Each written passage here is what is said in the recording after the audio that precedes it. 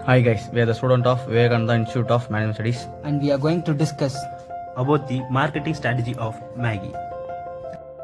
Maggi is one of the most iconic brands in the Indian business history and for our generation. It's even more special because it has been an integral part of our childhood. But from the business standpoint, the most fascinating thing about Maggi is that way back in 1983, both Maggi and instant noodles were completely new to the Indian culture. And yet Nestle single-handedly created a rupees 937 crores market and has been a market leader in the domain for 38 years.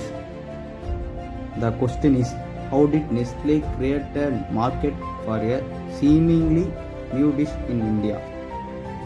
And what are the lessons that we need to learn from Nestle's genius marketing strategy? Nestle very clearly understood both its customer and consumer.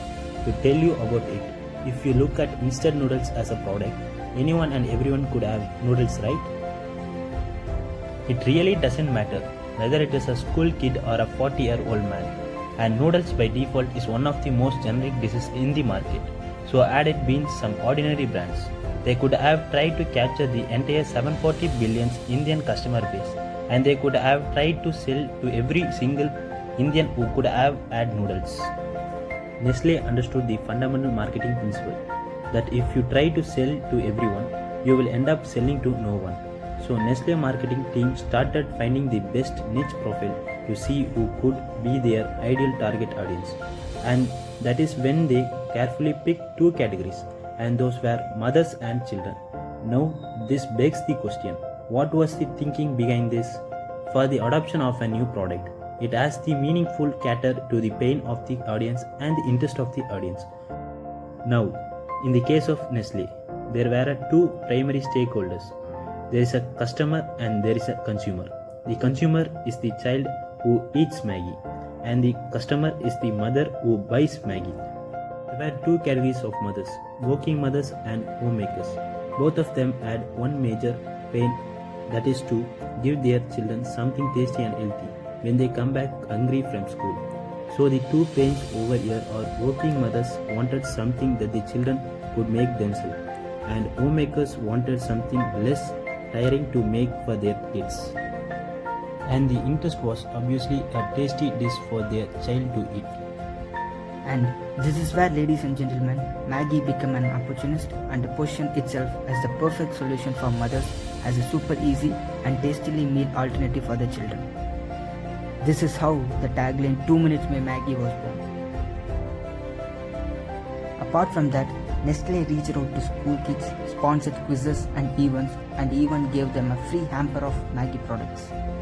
And this is something that does not need any explanation, but a classic demonstration of same was seen in 2015 when this happened to Maggi. जब से घातक मिलावट के खेल का खुलासा हुआ है, तब से मैगी से लोगों का भरोसा उठने लगा है।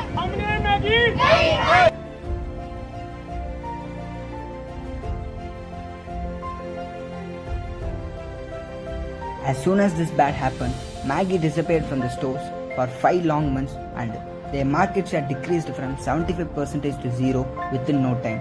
But you know what, guys? As soon as Maggi came back, they came up with something called We Missed You Too campaign, wherein the brand asked fans to share their stories about how much they missed Maggi on social media. After that, we all saw it turned out to be one of the most successful campaigns Nestle had ever executed, and fans from all across the country started pouring their love for Maggi, and hashtags such as Dil Ki Dil with Maggi started trending on Twitter. This was the extraordinary level of connection the Maggi had established with its audience.